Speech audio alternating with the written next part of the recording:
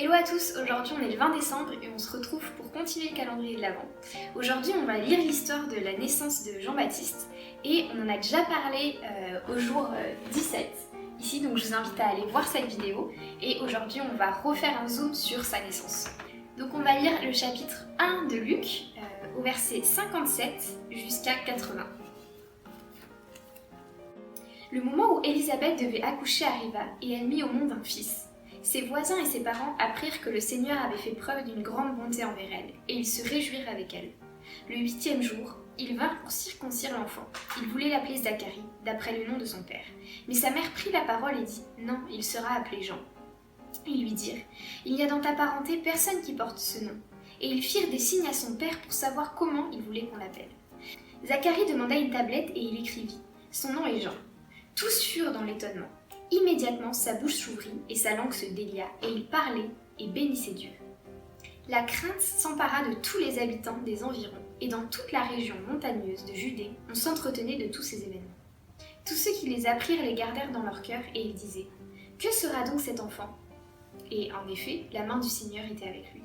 Son père Zacharie fut rempli du Saint-Esprit et prophétisa en ces termes. « Béni soit le Seigneur, le Dieu d'Israël, parce qu'il a visité et racheté son peuple. Il nous a donné un puissant sauveur dans la famille de son serviteur David. C'est ce qu'il avait annoncé par la bouche de ses saints prophètes des temps anciens. Un sauveur qui nous délivre de nos ennemis et de la domination de tous ceux qui nous détestent.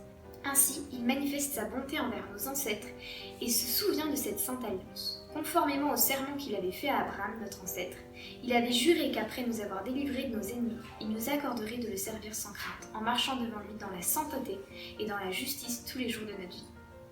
Et toi, petit enfant, tu seras appelé prophète du Très-Haut, car tu marcheras sous le regard du Seigneur pour préparer ses chemins, et pour donner à son peuple la connaissance du salut par le pardon de ses péchés, à cause de la profonde bonté de notre Dieu. Grâce à elle, le soleil levant nous a visités d'en haut, pour éclairer ceux qui sont assis dans les ténèbres et dans l'ombre de la mort, pour diriger nos pas sur le chemin de la paix. L'enfant grandissait et se fortifiait en esprit. Il restait dans les déserts jusqu'au jour où il se présenta devant Israël. Donc dans ce texte, on voit la naissance de Jean-Baptiste et on voit aussi que son père Zacharie explique que Jean-Baptiste sera un prophète du Messie, qu'il annoncera sa venue et qu'il la préparera aussi. Et donc ce Messie qui va pouvoir créer une alliance entre Dieu et les hommes et qui pourra pardonner leurs péchés.